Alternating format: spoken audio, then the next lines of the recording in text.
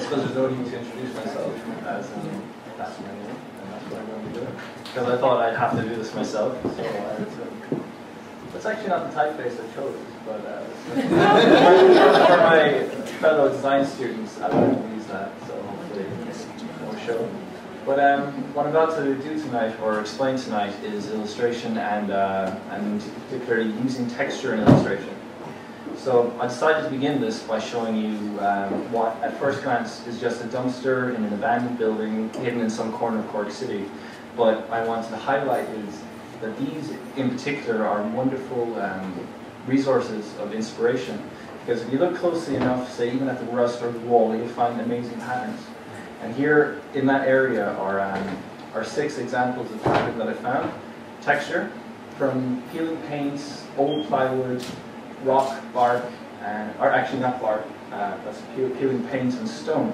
And taking these, I like to incorporate them into illustrations that I do. This, for instance, is one of my more simpler illustrations. It's using plywood as a sky and just grubby metal for the sea. And I think that combining the two kind of invites your imagination to kind of decipher it. And you don't see the texture first, you see something else. And another good starting point, obviously, is just simple line work. You start with a sketch, a scribble, and for instance, like drawing trees, I like to draw trees on the bus because they're bouncing around. And you get that natural organic feel to it. But I also like doing it to animals because you let kind of mistakes. Not that. You let mistakes kind of gear your drawings. So it's really dark, but this is an example of using a sketch, taking a sketch, applying texture. And what I use actually for this illustration is rust for the sky, a cat and whatnot. And another good starting point is sketch.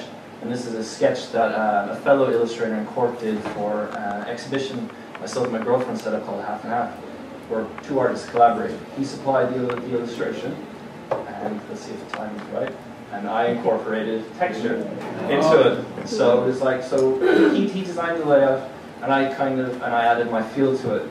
And I like to think of it as kind of bringing a sense of reality to kind of an imaginative composition.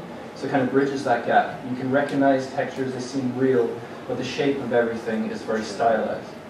And this in particular, I'm actually wearing it for it, is my first illustration that I actually sold. And so to me, it's the benchmark that I nearly compare everything to. This was used using a rusty bucket and some spilt paint for the sky, and the robots were actually my keychain. And I applied this image for, it was last year's Primetime's skateboard competition, where they asked for you to design a skateboard graphic. So I grabbed it down, my girlfriend kicked me off the couch and said, listen, last day, do the competition. And I was like, all right. And it won. And I was delighted, and I won shoes and pants. So it was free clothes, and I was like, brilliant. And so with the success of that, I decided, I was like, okay, I'll adapt. That first piece was called Toy Wars, so I tried to kind of expand on this idea of kind of these dark environments where toys are kind of fighting. And I also like to kind of show the kind of the innocent bystander in this war. Again, this is my girlfriend's childhood teddy bear, and she had it lying around and just looked miserable all the time. So I decided to get it and stick it in the drawing. I was like, a perfect sad little bear. There we go.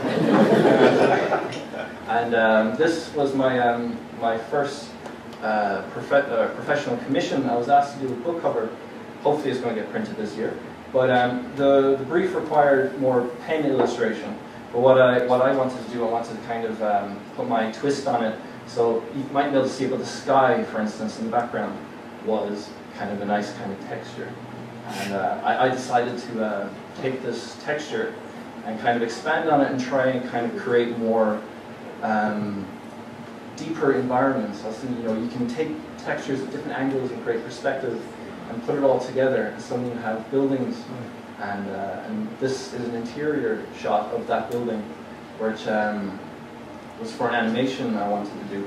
whereas like wood for the floors, that of the ceilings, just some grubby stuff I came across in the street, and paper out of an old wallpaper book. And suddenly, just by angling photographs and assembling, it kind of creates a 3D environment, but everything's very two-dimensional. And this is the hallway outside the apartment, so it's going to have the camera flying through. But it's created using old rock. I think this is actually the texture of a basketball floor, that dimpled effect, and kind of very, yeah, I like the perspective. This is a current project I'm working on. It's over the next few frames, so I can talk and not really care if it changes. It's Lost Below as a title, and it's actually for a music video for an artist, a musician I went to see in the PAV. And when I started doing it, he actually didn't know anything about it. I just started doing the project. I was like, I really like your music, so I storyboarded it, started creating kind of sample styles, and I just emailed him. I said, you know, what the heck? And to my surprise, he actually emailed back and he said he loves it. He's really happy with it and keep going, and he wants to see where it ends up. So, you know, I kind of like to use that as an example of what's the worst that can happen. If you see something you want to do, you never know what the end result will be, but just do it. And if you enjoy doing it enough, you know, you will be rewarded. So here it shows a firefly flying through branches. This is going to be my intro scene. And that's my exit scene. That's one last thing.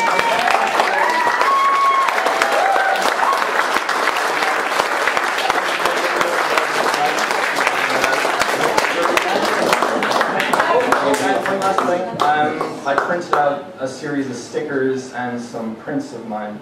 That the stickers are by the computer. You're more than free to take them. And prints, I have about 40 prints.